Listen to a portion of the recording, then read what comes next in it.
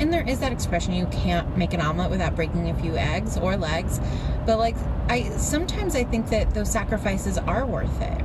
Sirius was actually just preparing for the stage that evening, and someone said, break a leg. He was like, oh, I'm just not going to break mine. You were so excited to make that joke. I was so excited. It's like not even funny.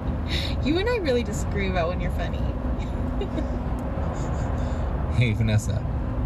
What does a Pink Panther say when he steps on an anthill? What? Dead end. Dead end. Dead end. Dead end. Dead end. Dead end. Dead end. Okay. What was Beethoven's favorite fruit? I don't know, something that goes da da da da. Banana na. Did I get it?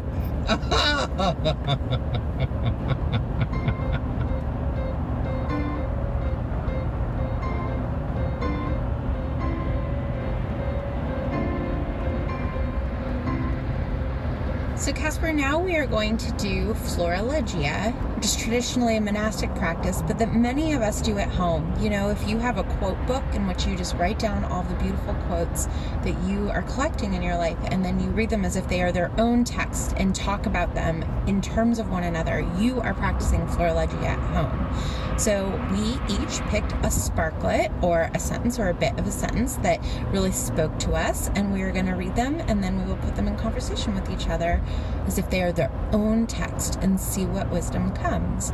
Casper, what sparklet did you pick? I picked, we're up here, Hermione screamed suddenly. How about you?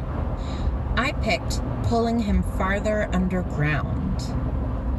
So Casper, why did you pick your sentence, your sparklet? We've been talking about this theme of innocence and how Hermione kind of loses hers a little bit and then regains it potentially. But here is a great moment where she hears footsteps downstairs, someone coming in the way that she and Harry also came in. And there's an immediate trust that this person's going to be there to help them. That's not guaranteed. And so, I don't know, it spoke to that part of Hermione that still, you know, thinks help is coming, authority is to be trusted. That really struck me. How about you, pulling him further underground? The reason that I picked that is that I feel like we're about to go into this like Alice in Wonderland place. We're falling down a rabbit hole here, right? And we're learning how crazy the story is that leads to the place that we have currently found ourselves in. And I feel like that's true, you know, if you start like going up your family tree, you're like, oh my God, this person actually knew that person. And did you know that great grandma Sally was the first suffragette who, like, as you go down these rabbit holes and you find out the backstories to things, whole worlds open up. I love the Alice in Wonderland analogy because as you go down, you know, and then up again, I guess, into the Shrieking Shack, like, the whole world is upside down. Like, good is bad and bad is good. People you trusted are no longer trustworthy. People that were on the run are now here. Turns out Lupin is a werewolf. Like, it turns out a cat can, like, stop the Whomping Willow. Right. The cat is friends with the dog who's actually a man. Like, what is going on? Exactly. So pulling him farther underground, it felt like he's pulling him more and more into this like Twilight Zone, Alice in Wonderland weird world where, yeah, where up is down and good is bad. Just seeing that image of like pulling into a spider web of not necessarily lies, but definitely whole new stories and angles and perspectives that Harry has just never seen before. Maybe Hermione is like saying, we're up here, like, this is the truth, this is the clarity, we're in danger, you know, as Harry's being lured into like, oh, I do want to hear the whole story. So the next stage of Florilegia is that we will read these two sentences together and then put them in conversation with each other. Would you like to read them for us, Casper? Sure. We're up here, Hermione screamed suddenly, pulling him farther underground. Oh, I love those two together. It sounds like Hermione is pulling him underground. We're up here, Hermione screamed suddenly, pulling him farther underground. That like, cool. It makes it sound like Hermione is super duplicitous. Who was she pulling? I mean, I imagined Ron. So she's like, we're up here, while she's secretly pulling Ron underground, is how this reads if I add a context. Ooh, like she's helping him escape, or like she's part of the plot? She's part of the plot. I'm reading this as like, while she's pretending to be all innocent and like pretending to try to get help, she's secretly making things worse and worse. Let me read it one more time. Yeah. We're up here, Hermione screamed suddenly, pulling him farther underground. Well, the other way to read it is to point to that difference between up here and underground.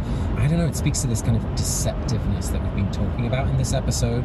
I don't know, maybe this says something about the duality in each of us, right? We're all capable of deception, we're all capable of lying. And Hermione's there with the best of them.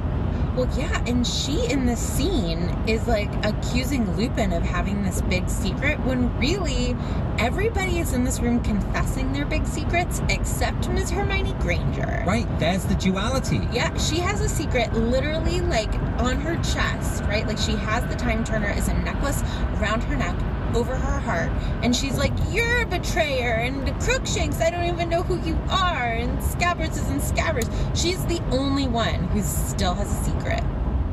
Casper, let's just read them in the other order once and see what that does. Pulling him farther underground. We're up here, Hermione screamed suddenly. Did that change anything for you? The thing that strikes me, we talked about alliteration a little bit last week, and again, we have it here, screamed suddenly. Screamed, first of all, she's really afraid, right? Like, Hermione is not whispering subtly, like, we're up here. Like, she is giving it her all. And the fact that it's sudden is perhaps something to do with the fact that she's been actually quite quiet for most of this scene, right? This is really about Harry.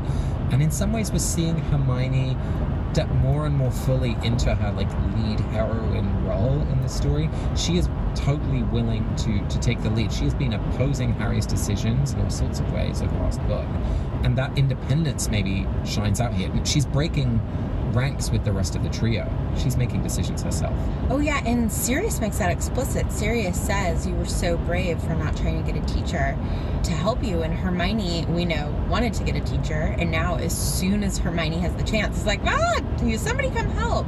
So she is being put at odds with the rest of the group again. Yeah, I think that maybe what this Florilegia has called out for me is the ways in which Hermione is really separate from everybody else and everything else that's going on in this room.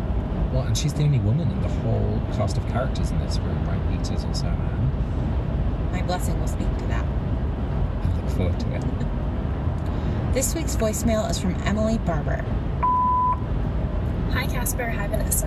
This is Emily calling to you from South Carolina.